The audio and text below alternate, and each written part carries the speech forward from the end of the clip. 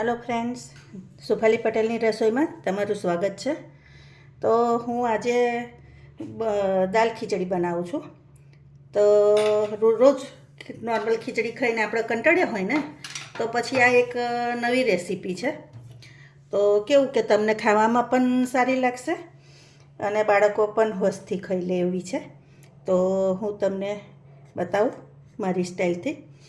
तो आ 2 कप ચોખા લીધા છે અને અડધો કપ મગની દાળ લીધી છે। તમે સેમ માપ પણ રાખી શકો।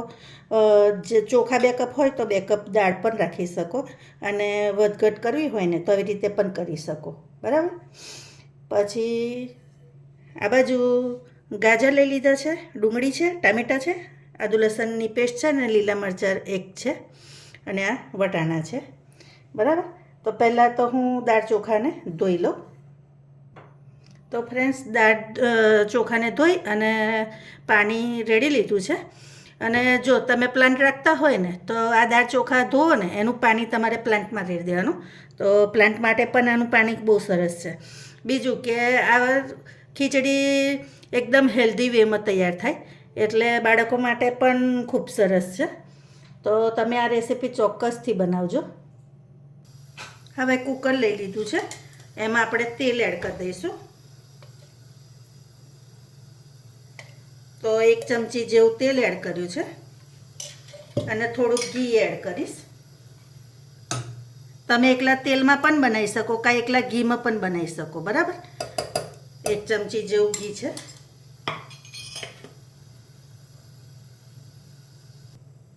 તો હવે તેલ થઈ ગયું છે, તો આ ખડા મસાલા લીધા છે, જાવિત્રી, તમાલપત્ર, પછી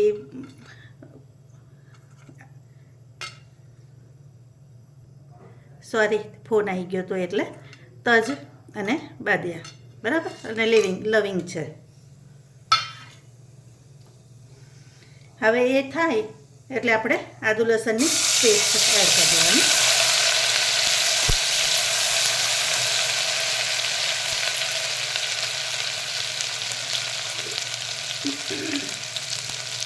હવે એ થાય એટલે આપણે ડુંગળી એડ કરી દઈશું। પહેલાં વેજીટેબલમાં તમારે જે એડ કરવા હોય ને તે તમે કરી શકો, એવું છે નહીં। તમને વધારે ગમતા હોય તો વધારે પણ એડ કરી શકાય, બરાબર। બીજું એ કે આ દાળ ખીચડી બનાવો ને તો તમે દાળ આમાં 3 ટાઈપની પણ એડ કરી શકો, તુવેરની, મગની અને ચણાની, બરાબર। એનાથી પણ સરસ થાય છે। તો તમને એવી રીતે ગમે ને તો એવી રીતે બનાવજો। હવે આ બધું પણ એડ કરી દઈશ। વેજીટેબલમાં એવું છે, તમારે જેટલા લેવા હોય ને એટલા લેવાય।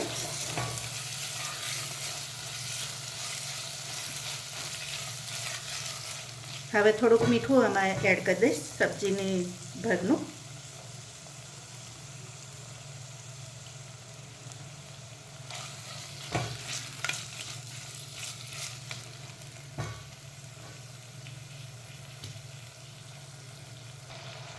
હવે આપણે વટાણા પણ અંદર એડ કરી દેવાના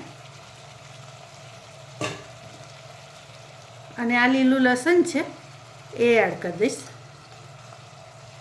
લીલું લસણને ઓપ્શનલ છે, તમને મળે તો એડ કરજો, પણ એની ફ્લેવર ખૂબ સરસ આવે છે એટલે એડ કરી છે।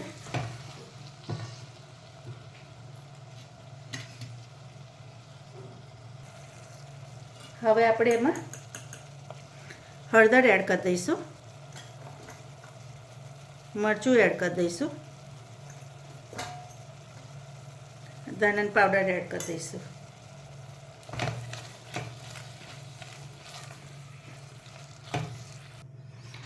કુકર મને નાનું લાગતું હતું એટલે મેં ચેન્જ કર્યું ફ્રેન્ડ્સ, કારણ કે આમાં પાણી વધારે જોઈએ। હવે આ ખીચડી એડ કરી, ચોખા જે છે ને દાળ ચોખા એ એડ કરી દેવાના।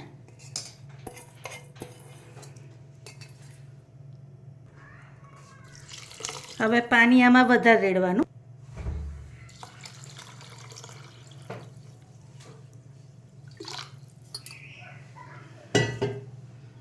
હવે હું તમને પાણીનું માપ છે ને તો આમ નહીં બતાવું, હું તમને બતાવું કે ચોખા ઉપર તમારે કેવી રીતે ચેક કરવાનું એ બતાવું. તો આવી રીતે જોવાનું, ચોખાનું લેવલ અહીં ઉપર ચોખાનું જે સપાટી હોય ને ત્યાંથી આ એક ટેડવું ડૂબે ને એટલું પાણી રેડવાનું, બરાબર. કારણ કે તમને હું માપ કહીશ તો તમે ચોખા તમારા જૂના હોય નવા હોય તો એના પ્રમાણે તમારે પાણી જાય. એટલે આ રીતે તમારે ચેક કરશો ને તો તમારું માપ કમ્પ્લીટ આવશે. આ મીઠું એડ કર્યું મેં. આમાં ગરમ મસાલો એવું કંઈ એડ કરવાની જરૂર નહીં.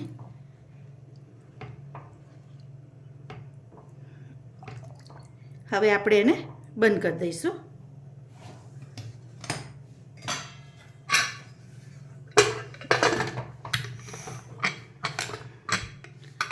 હવે આને આપણે 3 વિસલ થવા દઈશું. તો ફ્રેન્ડ્સ, હવે આપણે વિસલ ખોલીને જોઈ લઈએ કુકર. તો જો સરસ થઈ ગઈ છે.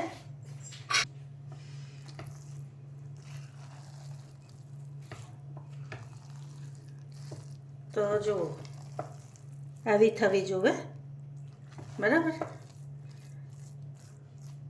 હવે આપણે એક બાઉલમાં કરી લઈશું પહેલાં તો એને. હવે આપણે બાઉલમાં લઈ લઈશું.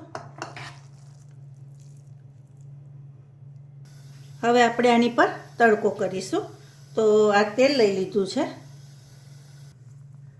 હવે તેલ થઈ ગયું છે એટલે આપણે લીમડો નાખી દેવાનો.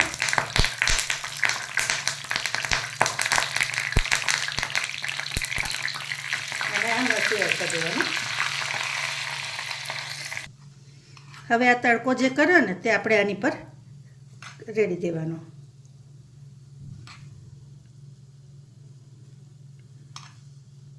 તો તૈયાર છે આપણી દાળ ખીચડી.